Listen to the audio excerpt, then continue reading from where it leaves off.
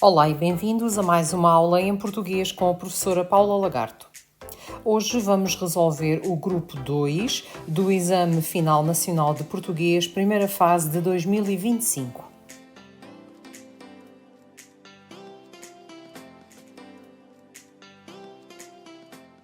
O grupo 2 tem sido inteiramente constituído nestes últimos tempos por itens de escolha múltipla e nem todos são obrigatórios. Portanto, vocês têm aqui 7 itens e 3 deles vão ser opcionais neste caso, o que vocês podem ver por aquela estrelinha que acompanha cada uma das perguntas. Portanto, as que têm as estrelinhas vão contar para a vossa nota final e as que não têm podem então ser opcionais e não contarem para a vossa média final. Como vocês podem ver aqui pelo quadro, portanto, destes 5 itens que vocês têm aqui, apenas 3 vão contar para a vossa classificação final e entre esses 3 vocês podem, obviamente, ter aqui os 3 itens opcionais do grupo 2.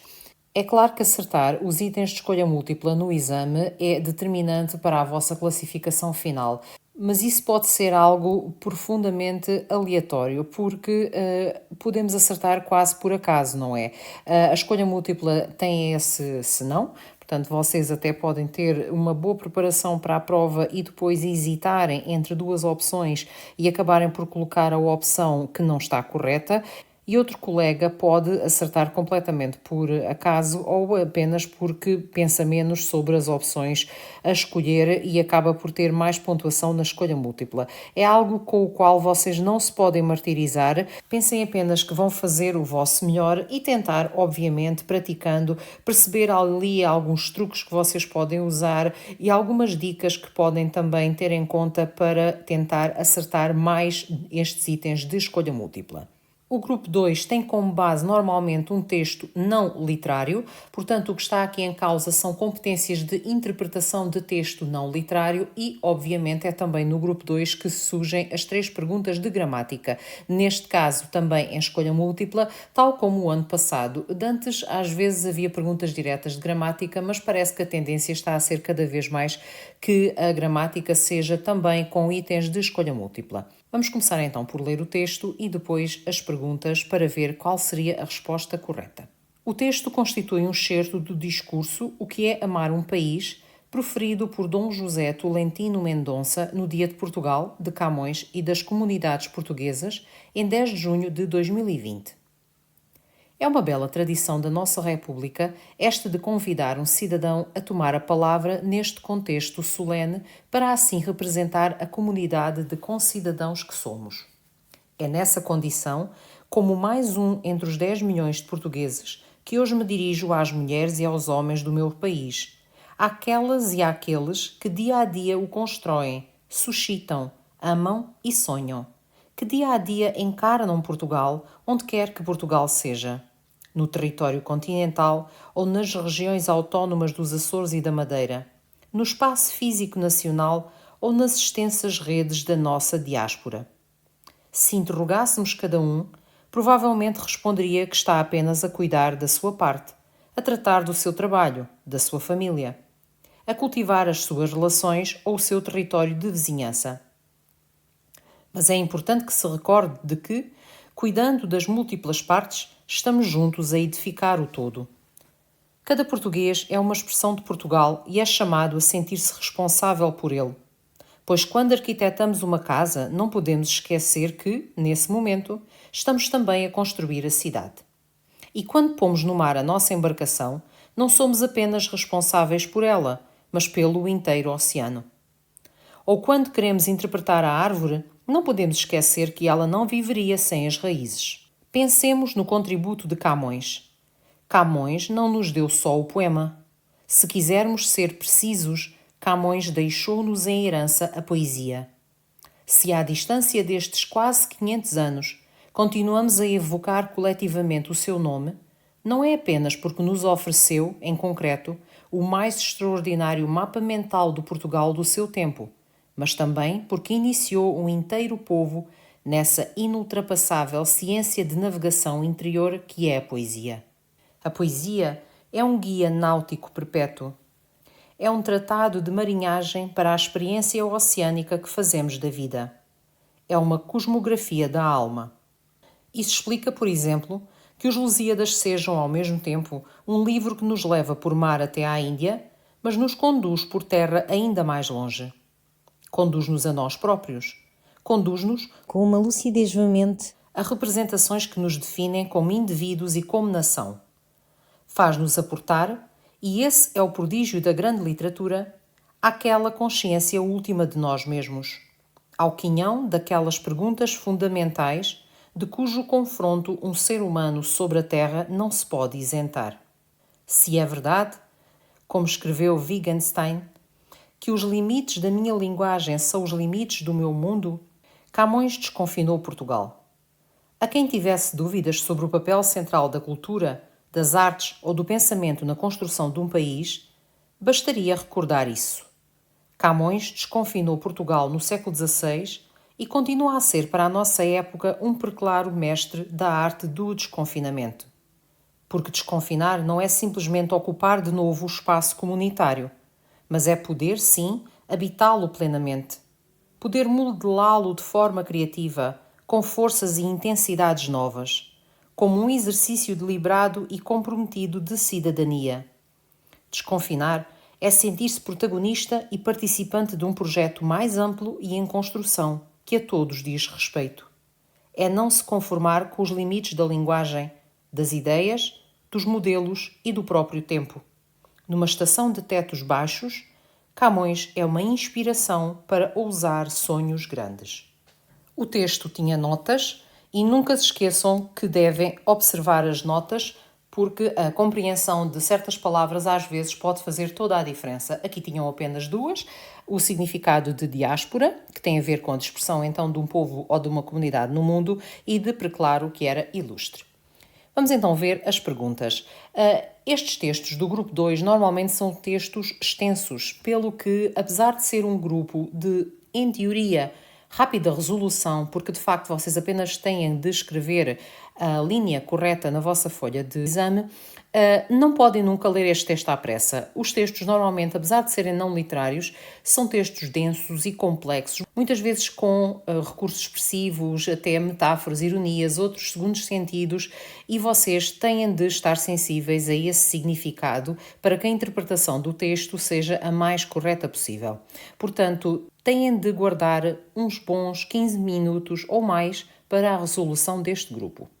Vamos então ver as perguntas. A primeira pergunta dizia: na primeira parte do discurso, José Tolentino Mendonça dirige-se às mulheres e aos homens do meu país, linhas 3 e 4, na medida em que são estes que, se vocês repararem, eles localizam-vos a citação e vocês vêm aqui ao texto, sublinham aqui a expressão que lá está, mas a resposta andará por aqui. A resposta não vai estar propriamente na linha. Vocês têm que ler antes e depois. É claro que dificilmente a resposta estará no fim do texto, mas vocês não se esqueçam, a resposta àquela pergunta não estará propriamente naquela frase. Vocês têm que ler o parágrafo completo ou ali nas redondezas da citação para verem então qual será a linha correta. Ora, vamos então ver. Ele dirige-se às mulheres e aos homens do meu país na medida em que são estes que... Ora, a linha A. Constituem a pátria ao ocupar na sua totalidade o território nacional. Constroem relações com o território vizinho, alargando os limites da nação. A linha C. Constituem as raízes de Portugal, preservando as tradições da República. E a linha D. Constroem a sociedade como um todo ao desenvolver a sua ação individual. Vamos então ver o que é que José Tolentino Mendonça diz sobre as mulheres e os homens do seu país para tentar perceber qual será a opção correta. Nesta parte do texto, ele diz então: é nessa condição, como mais um entre os 10 milhões de portugueses, que hoje me dirijo às mulheres e aos homens do meu país. Àquelas e àqueles que dia a dia o constroem, suscitam, amam e sonham, que dia a dia encarnam Portugal onde quer que Portugal seja. No território continental ou nas regiões autónomas dos Açores e da Madeira, no espaço físico nacional ou nas extensas redes da nossa diáspora. Ou seja, estes homens e mulheres portugueses não são só os portugueses que estão aqui em Portugal, portanto em Portugal da Europa, no nosso território nacional oficial, digamos assim. Ele dirige-se de facto a todos aqueles que, reparem, encarnam Portugal onde quer que Portugal seja. E isto aqui será determinante para vocês excluírem já algumas daquelas opções. Por exemplo, vamos lá ver aqui as opções. Reparem, na linha A, vocês têm aqui as referências ao território nacional. Logo, esta não pode ser. Porque realmente as palavras de Dom José Tolentino Mendonça claramente querem dizer que ele está a dirigir aos portugueses e às portuguesas que estão um pouco espalhados pelo mundo todo. Depois, relações com o território vizinho, alargando os limites da nação. Não se fala ali em territórios vizinhos em lado nenhum. Se vocês repararem, ele não fala aqui em territórios vizinhos, porque ele fala nos Açores da Madeira, no território continental e nas zonas da nossa diáspora. Não se menciona em lado nenhum a questão da vizinhança de outros territórios. Portanto, esta também não podia ser. E vocês devem ir excluindo as opções precisamente por causa de certas palavras ou expressões que as opções que estão erradas tenham. Nomeadamente aqui eram estas duas questões. Portanto, não se fala só em território nacional, não se fala em território vizinho, portanto, automaticamente estas duas nunca poderiam ser consideradas. Agora sobravam outras duas. E normalmente o problema das escolhas múltiplas é esse, é que vocês vão ter sempre duas opções entre as quais vão hesitar. São raras as perguntas de escolha múltipla que têm logo uma resposta evidente. Agora, aqui neste nível do 12º ano, é muito provável que vocês hesitem entre duas e depois, em alguns casos, acabam por optar pela opção errada. Por isso é que é um grupo extremamente ingrato e volto a dizer, não se martirizem, porque é o que é e vocês, por muito que treinem, podem sempre acabar por errar no momento ali, na hora, a escolha múltipla. Portanto, tentem de facto treinar e procurar estas dicas, estas pistas nas alíneas para tentarem chegar à opção correta, mas não se martirizem se não o conseguirem fazer. Ora, a linha C diz que constituem as raízes de Portugal, preservando as tradições da República. Ora, ele fala realmente aqui na questão da preservação de Portugal um pouco por todo o mundo. Agora, vamos ver a linha D para ver qual das duas estará mais correta. Constroem a sociedade como um todo ao desenvolver a sua ação individual. Ora, temos aqui a ideia do todo, portanto, destas mulheres e destes homens acabarem por construir a sociedade portuguesa global. Ora, e de facto é esta a linha que está correta, porque vocês vão ter aqui a ideia, reparem, como ele aqui diz, os homens e as mulheres que encarnam Portugal onde quer que Portugal seja. Portanto, estes homens e estas mulheres que representam Portugal um pouco por todo o lado. Portanto, o que ele quer dizer é que cada um destes indivíduos acaba por ser uma amostra de Portugal. Ora, se vocês vierem aqui então, é isso, esta questão de cada um dos indivíduos um pouco por todo o mundo ao desenvolver a sua ação individual, propaga a sociedade portuguesa. E é de facto diferente do que se dizer que são as raízes de Portugal e que preservam as tradições. Portanto, que não estaria completamente errada também essa ideia, mas de facto há sempre uma que está mais certa e aqui é a D, porque não se aborda esta questão das raízes naquele momento do texto. Vamos então à pergunta 2, que era opcional, poderia ou não contar para a vossa classificação final. Então, aqui diz-se, na opinião do autor, expressa no segundo parágrafo, a poesia. A linha A é uma herança prodigiosa de Camões, porque nos liberta do conhecimento do Portugal quinhentista. A linha B tem a capacidade extraordinária de estimular o questionamento e a descoberta de si e do mundo. A linha C é uma herança prodigiosa de Camões, porque nos continua a guiar nas viagens por mar e por terra. A linha D tem capacidade extraordinária de despertar a veia de marinheiro que há dentro de cada português. Ora, mesmo sem reler o segundo parágrafo, eu diria que a maioria de vós excluiria estas duas, porque são um profundo disparate relativamente àquilo que o texto diz.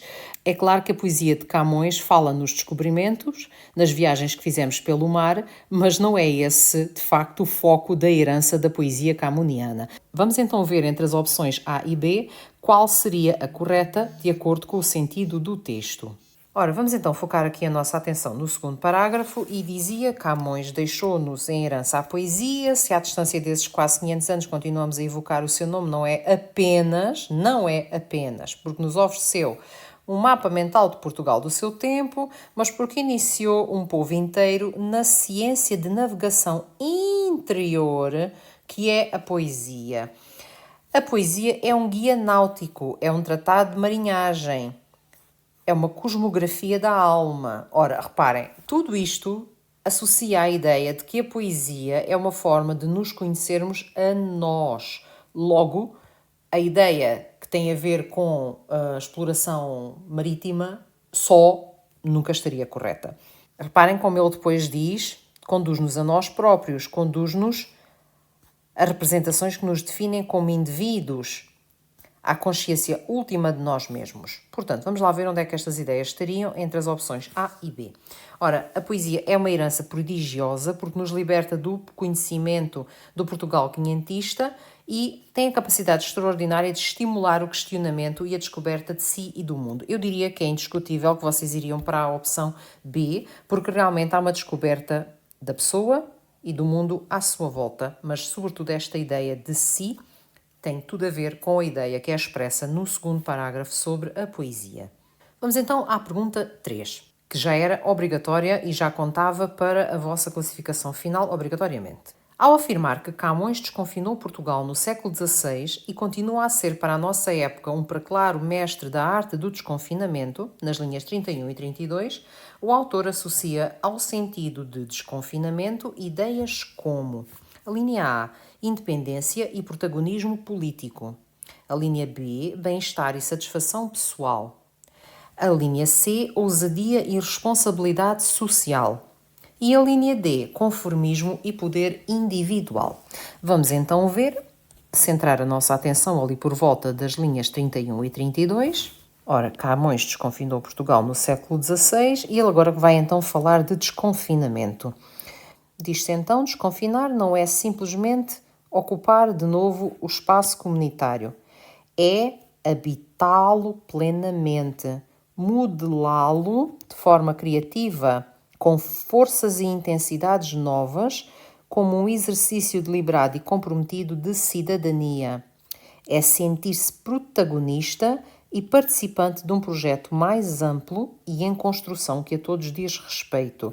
É não se conformar com limites da linguagem, das ideias, do modelo e do próprio tempo. Ora, há aqui uma ideia de desconfinamento associada a uma grande atividade individual e quase que de atrevimento, porque realmente, reparem, quando se diz não se conforma com os limites, participa-se num projeto mais amplo.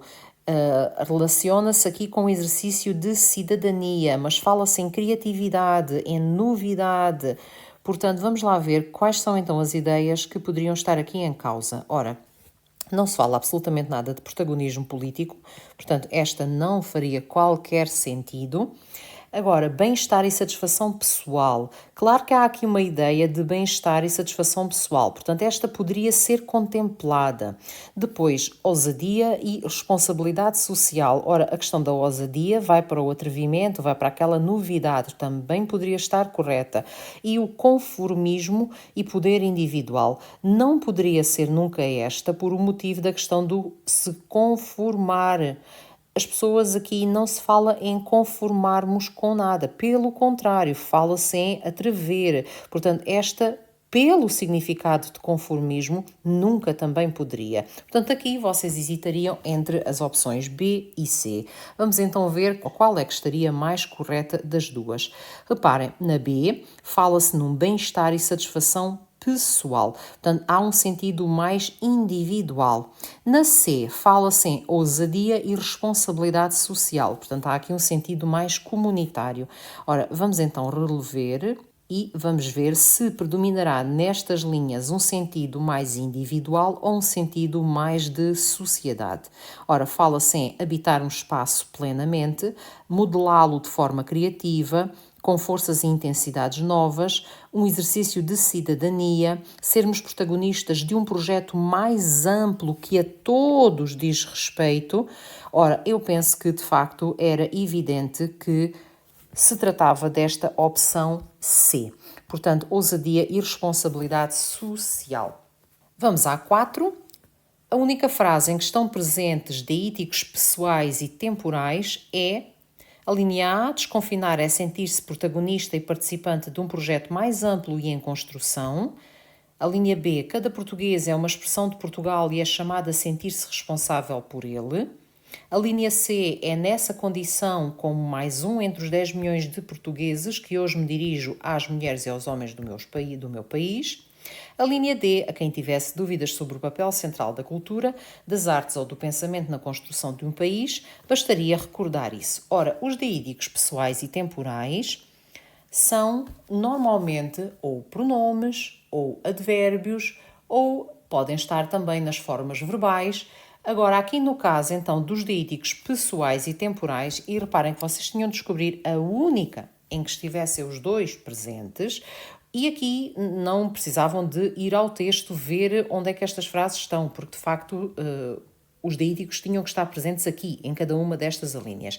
Ora, a primeira, desconfinar, é sentir-se protagonista e participante de um projeto mais amplo. Temos aqui realmente um se, este pronome reflexo, que poderia ser então um deítico pessoal, mas não há aqui nada muito evidente no que diz respeito aos deíticos temporais.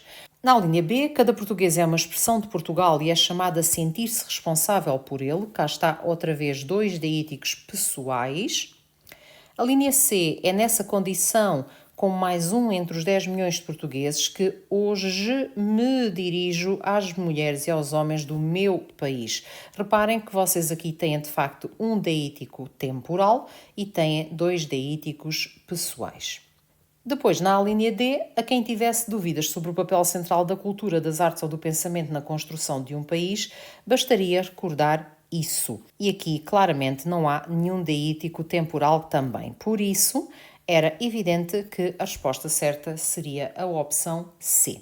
Vamos então para a pergunta 5, que não era necessariamente obrigatória para a vossa classificação final, e fala-se em orações. Ora, a única oração subordinada substantiva completiva é, mais uma vez, a única que é completiva, o que significa que todas as outras vão de ser outra coisa. Ora, se é a única que é completiva, vocês aqui obrigatoriamente, e ainda por cima porque começam todas com que, tinham que ir ao texto relacionar todas estas orações com os seus antecedentes. Ora, que dia a dia o constroem na linha 4? Ora, temos aqui o que dia a dia o constroem e este que dia a dia o constroem refere-se àquelas e aqueles. Portanto, esta oração é relativa, não é completiva. Depois vamos ver que ela não viveria sem as raízes. Linhas 14 e 15. Que ela não viveria sem as raízes. Aqui temos que ler a frase toda, ou quando queremos interpretar a árvore, não podemos esquecer o quê? Ora, é esta a nossa completiva. Reparem como a relação é com o verbo. É o verbo que pede esta oração. De qualquer forma, vamos confirmar se as outras duas não são, de facto, completivas. Que fazemos da vida, na linha 22... É um tratado de marinhagem para a experiência oceânica. Que fazemos da vida, realmente que fazemos da vida refere-se à experiência oceânica, era também relativa. E a última, que nos definem como indivíduos e como nação. Na linha 25, que nos definem como indivíduos e como nação. Ora, a representações era também outra relativa.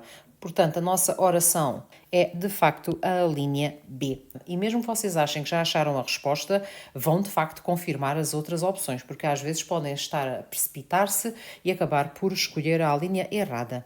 Agora, na 6, tínhamos todas as expressões desempenham a função sintática de complemento do nome, exceto...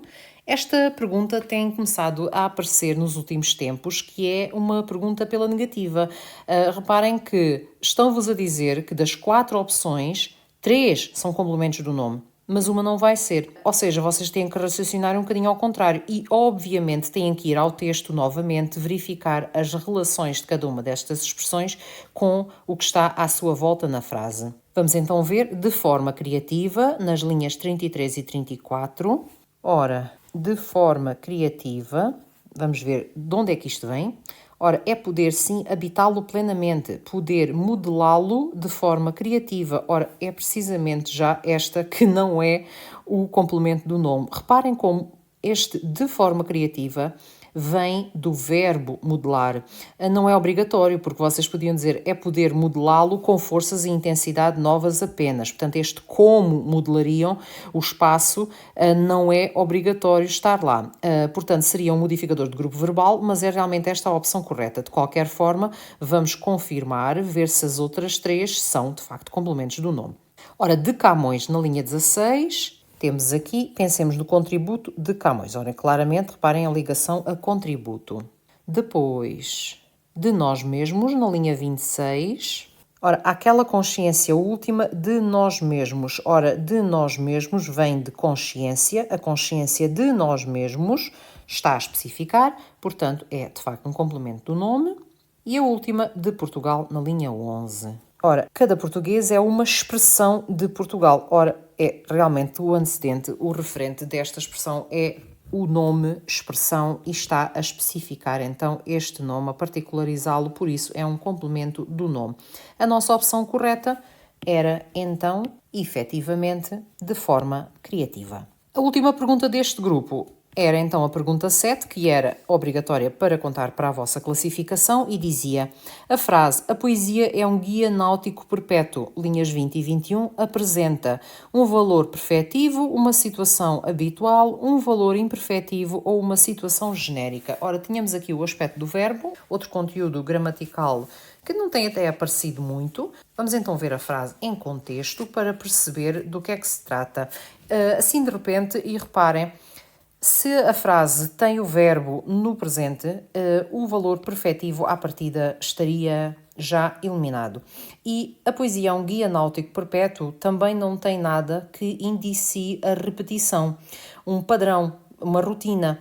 Portanto, eu diria que o habitual também ficaria já de fora. Agora vamos ver o contexto da frase para perceber então se é um valor imperfetivo, que tem a ver então com uma situação que não há sinal de ter já terminado, ou se é uma situação mais geral, mais genérica, é como quem diz então algo mais generalizado, que não tem que ter uma repetição concreta, como no caso da situação habitual, mas que é tida como verdadeira por ser assumida como geral para toda a gente. Ora, diz então o autor, ali por volta das linhas 20 e 21, precisamente então, a poesia é um guia náutico perpétuo, é um tratado de marinhagem para a experiência oceânica que fazemos da vida.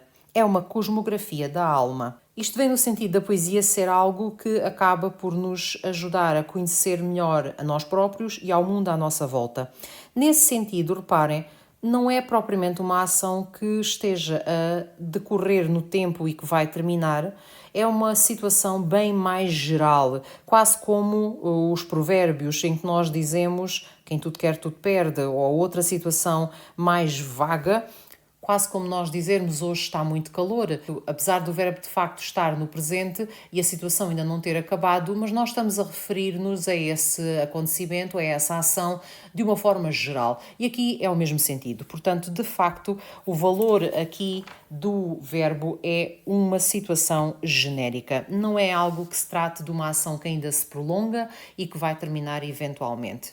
Ora, recapitulando então, algumas das dicas que vocês podem usar ao resolverem o grupo 2 do exame, prendem-se com não só uma leitura extremamente cuidada do texto, mas acima de tudo uma leitura muito cuidada das perguntas. Como eu referi há pouco, procurem pequenas pistas nas alíneas que vos vão mostrar que as mesmas estão certas ou erradas. Às vezes a mera existência de uma certa palavra pode fazer com que a alínea, aquela que nós até podemos pensar que está certa quando lemos por alto, depois não estaria então correta. Como aqui no caso da pergunta 3, a palavra conformismo, ou como aqui no caso da pergunta 1, a referência ao território nacional. Portanto, vocês hão de ter, de facto, pistas para chegarem à opção correta. Mas isso significa que vocês têm de fazer este grupo com calma. Agora, leiam tudo muito bem, sublinhem, vão ao texto, questionem, não se precipitem, mas depois procurem realmente acertar na linha através destas pistas que o texto vos dará e a própria pergunta, obviamente, também. Portanto, vocês aqui devem fazer este grupo com calma. No que diz respeito à gramática, claro que é um tiro no escuro porque vocês têm imensos conteúdos gramaticais que podem sair. No entanto, vejam como há muitas perguntas destas agora são todas isto menos uma. Procurem então qual é. Vocês devem sempre ir ao texto. Aqui na gramática não façam isto sem ir ao texto.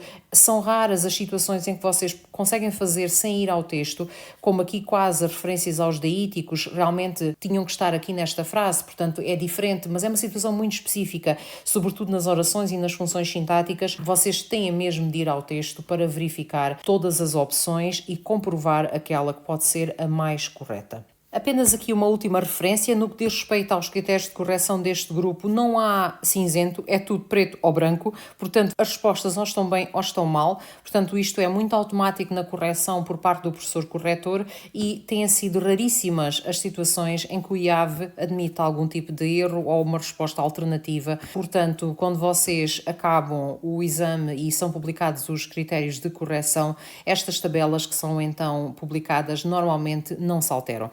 Portanto, este será o grupo mais objetivo de todos no que diz respeito à correção do exame de português. Esperamos ter ajudado com algumas dicas relativamente à resolução do grupo 2 do exame de português. Bom trabalho e até uma próxima aula em português com a professora Paula Lagarto.